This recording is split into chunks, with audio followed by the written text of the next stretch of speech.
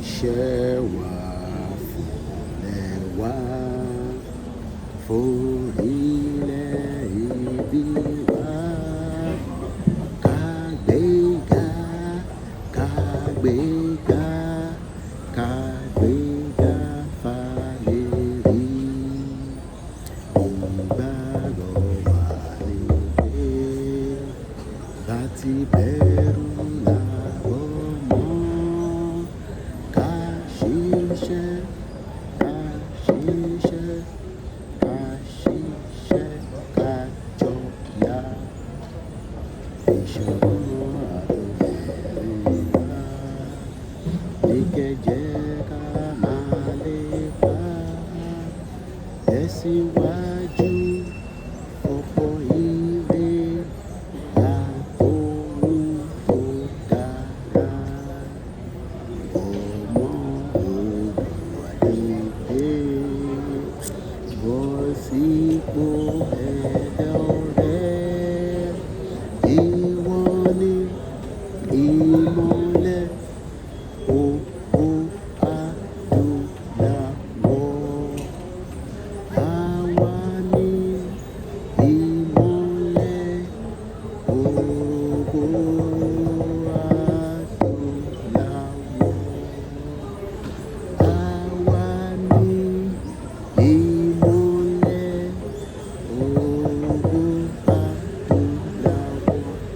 Táwọn èèyàn bá ń bi wá pé kí ló dé ta ṣe fẹ́ gba kọ́ńtì tiwa, nítorí pé a ní èdè tiwa, a ní àṣà tiwa, àwa la ní ìlú àbọ̀rọ̀mọ̀ yẹn nísìn kò sẹ́ni tó ní ìlú, àwa la ní ìlú, kò sẹ́ni kankan tó ní. Tó bá ń sọ pé ìlú ọmọ Yorùbá ló ní, àwa la ní ìlú. A dẹ̀ gbọ́dọ̀ ṣe kéde, a gbọ́dọ̀ gbára wa sílẹ̀, gbára wa sílẹ̀ àbọ̀rọ̀mọ̀ yẹn nísìn, a gbára wa sílẹ̀, a dẹ̀ gbọ́dọ̀ gbára wa sílẹ̀ ní kíákíá láìpẹ́ láì jìnnà. Ìdí ta ṣe ń sọ pé ọmọ Odùduwà Iléyá ẹ jẹ́ ká gbára wa sílẹ̀ o ká lè gbòmìnira ara wa o ká lè dá dúró o. Torí gbogbo airport tí mo wà yìí jẹ́ n fi wọ̀nyí, mo wà nínú Istanbul airport, sórí àsíá ilẹ̀ Yorùbá, wàá máa jẹ́ káwọn èèyàn mọ̀ pé ọmọ ọkọ Yorùbá ni ẹ́. Gbogbo ìlú ló máa ń gbé flag ẹ̀ káàkiri, àwa náà ó yẹ nísìn èmi náà gbé tèmi, so that àwọn èèyàn lè fi identify irú èèyàn tá a jẹ́. Kò ń ṣe fake Nigeria tó ń sọ fún wọn pé Nigeria kì í ṣe country. Mo ti sọ fún ẹ ní gbogbo ìgbà kò kì í ṣe country. Country ni pé wà ní àsíá ti America ní flag tiwọn, UK ní flag tiwọn, gbogbo èèyàn ló ní flag tọ̀dọ̀ tiwọn. So flag tilẹ̀ tiwa lélẹ̀ la fi ń pè ní Yorùbá country àbọ̀rọ̀mọ̀ yẹn nísìn. So àwọn náà ní a ní flag tọ̀dọ̀ tiwa. Ìlú kọ̀ọ̀kan ló ní flag tiẹ̀ tó jẹ́ pé America máa gbé tiẹ̀ dání, ti tọ̀dọ̀ tiwa lélẹ̀ nísìn. Tí Ọlọ́run ṣe fáwa náà la fi gbéra wa ní ọmọ Yorùbá. But púpọ̀ ní ẹ̀fẹ́ accept òtítọ́. Wọ́n lè ní òtítọ́ máa ń korò, òtítọ́ ó máa ń korò. Ìjọ́ ta bá ti accept pé independent wa o kò sẹ́ni kankan tó máa wá fún wa, ó yẹ nísìn. Torí pé nínú airport Turkey kò lélẹ̀, ẹ̀rọ is busy, extremely busy. Everybody is going different places. Èmi náà padà sí London after tí a ti ṣe many activities, but iṣẹ́ yẹn ò tí tán, is still a continuation until tá máa fi gba country wa. So ẹ jẹ́ ká túbọ̀ máa push gbogbo effort wa pátá láti lè rí pé òmìnira wa ó dé ní kíákíá. So ẹ jẹ́ ká tún lu ìlú yẹn lẹ́ẹ̀kan sí. Ọmọ Yorùbá ẹ dìde Iléyá ẹ jẹ́ ká gbára wa sílẹ̀ o ká lè rí òmìnira lò. Ẹ jẹ́ ká dìde ní kíákíá.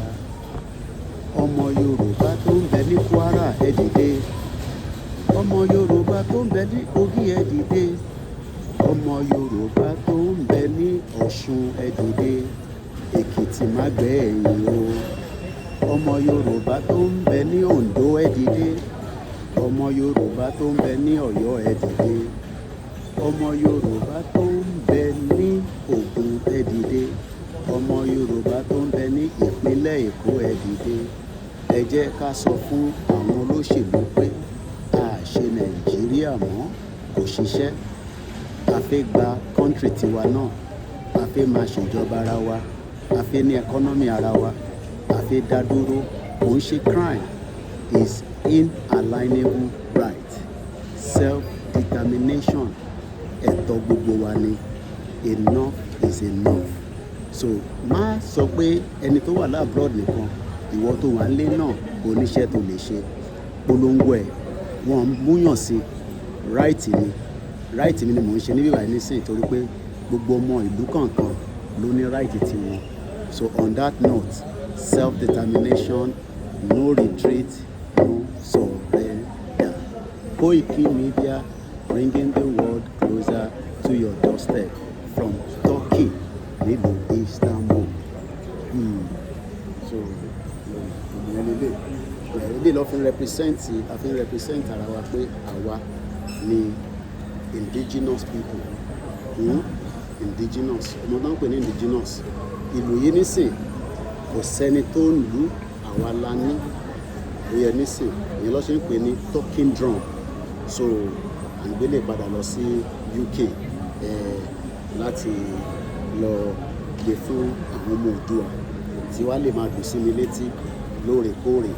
So kò sí alásọba tí wọ́n kì í fi ìlú jí ọba. Ìlú ló máa fi jí ọba ládé ní palace. So ọmọ Yorùbá má dispute, má argue. Yorùbá nation is the solution. Àdèmàdélẹ̀ lè rí agbára Ọlọ́run. So like flag so jẹ́ kí n gbé ìlú mi padà sí inú bag ká wá wo kí ló tún lọ ní agbègbè. So mo kí gbogbo alẹ́ nǹkan sí. Self-determination is a right. It is not possible.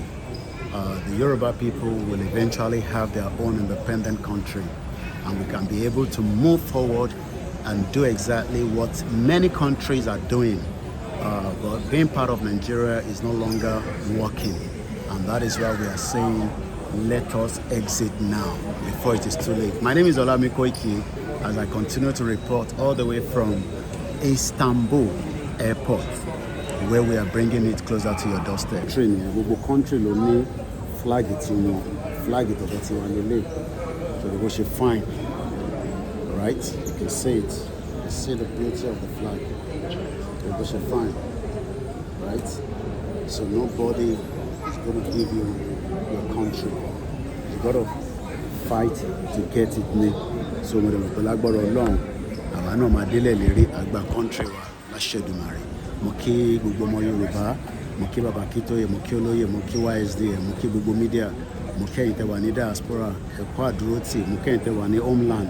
Kò gbọdọ̀ sú wa, kò tí gbọdọ̀ rẹ̀ wá until we achieve our desire and our goal. So as you can see, in this beautiful part of the world, many people are also doing the same thing.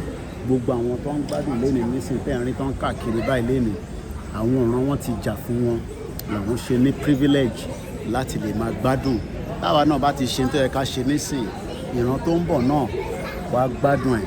But tá a bá ti ṣe, then many people will suffer the consequence. So, and that is why we are saying ká gba country wa as quickly as possible. So I'm returning back to London and hope to be back again in Africa very soon. And as I say all the time, we must not give up.